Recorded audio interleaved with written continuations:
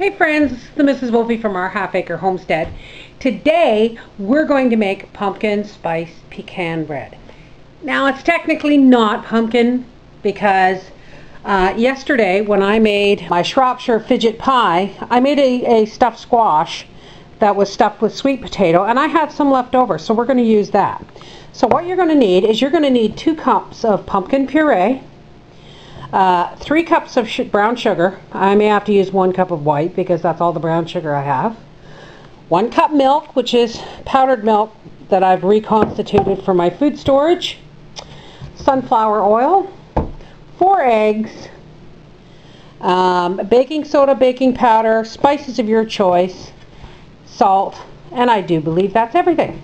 Alright, we'll be back when I have this all organized. Alrighty, first off, we want to get our liquid ingredients in the mixer and mixing.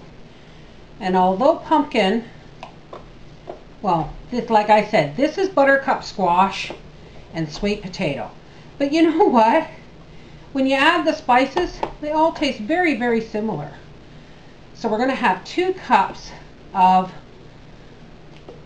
puree, pumpkin, squash, sweet potato, whatever you like.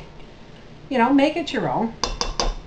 We're going to put that in the mixer, and I'm going to start it on low. I'm sorry it's a noisy mixer, but I'm going to add the milk to that to help it get going. Then we're going to add, well, let's just use the same jar. Then we're going to use 1 cup of oil. Now I use sunflower oil. I use cold pressed sunflower oil, folks, because that's pretty much the only oil I trust next to olive oil. Alright, handy tip, folks, your pint jars, when measured up to the rim, that's 2 cups. So there's our 1 cup of oil, our 2 cups of pumpkin, our 1 cup of milk. Let's add in our eggs. 4 eggs, folks. And you're going to need 2 loaf pans, because this is a double recipe, and I'm really hoping that my loaf pan, my big long one, will hold it all. Basically what this is pumpkin pie in a bread. Okay, we want to incorporate our sugar. Now, you know, you want it blended in with your oils and your pumpkin and stuff. So there's 1, there's 2. I think we're going to make it, folks. I don't think we're going to need the white. Well, we're going to need a little bit of white. Oftentimes I will lessen the recipe, lessen the sugar in the recipe. And there we go, we have that in there. Alright, we'll be back when I'm going to clean up a little bit, and then we're going to get our dry ingredients ready for sifting into there. And yes, I am going to sift for a change for one reason. I'm going to be using spices, and I don't want a big clump of spices in my batter. Alright, we'll be right back. Alright. Now, we are going to do our dry ingredients, except for my coarse pickling salt, which I'm going to just put a pinch in there. Anything with sugar needs a little bit of salt. Alright, we want 3½ cups of flour. This isn't going to sift the greatest because a lot of this flour is my whole wheat on the bottom of my can here. Here's about 3½ cups. Okay. Let's turn the mixer off for a second so we can hear ourselves think. We're going to want 2 teaspoons of baking soda, 1 teaspoon of baking powder. Now we're just going to do the cinnamon. I'm not measuring, folks. I like spices. I like my pumpkin nut bread to taste almost like pumpkin pie. However, I am not a huge fan of nutmeg, but sometimes you just need some, and just a pinch of nutmeg. Pinch of allspice, a pinch of ground cloves. I put this on a bowl just so I can catch any wayward stuff, but what we're going to do now is we're going to get our mixer going, and we're going to sift it slowly into this mixture. I have to turn the speed up a little bit. So start with that little bit. And here we go.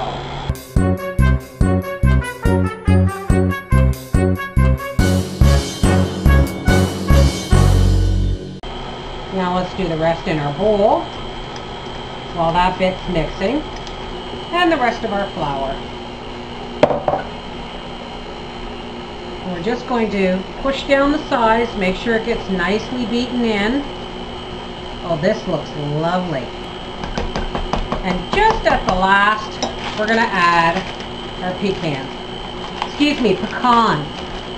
I don't know how many times I have to be told that a pecan is something you put under the bed.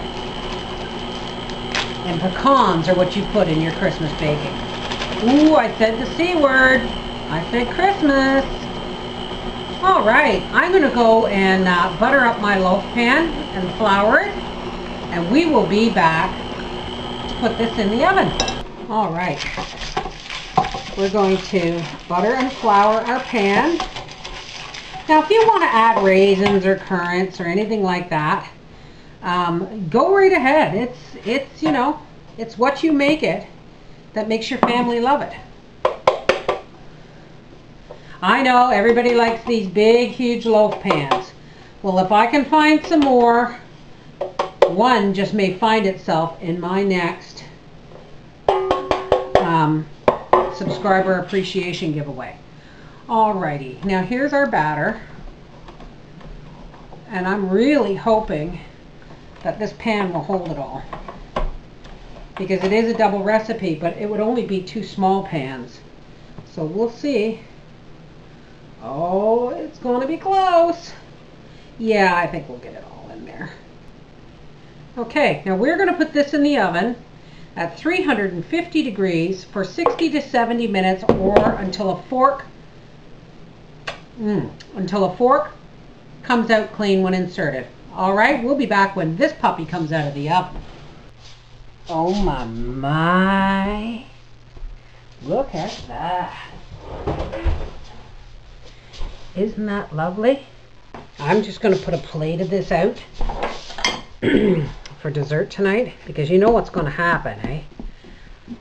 They're going to see this nice big pumpkin bread, and they're going to think, oh, there's lots.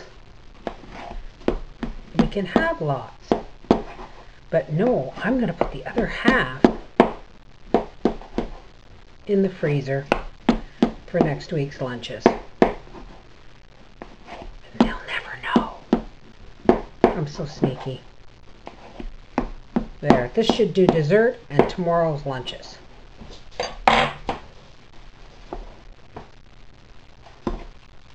The heel. Oh, look at those nice big chunks of pecans.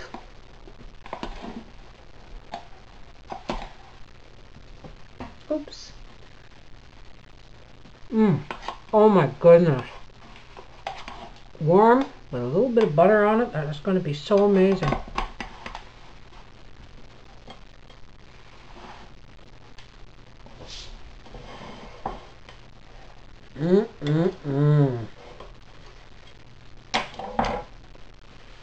You know what, folks?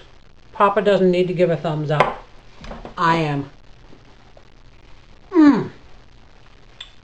This is the Mrs. Wolfie from our half-acre homestead. That's so good. Saying there's more than one way to cook your pumpkin. Bye-bye.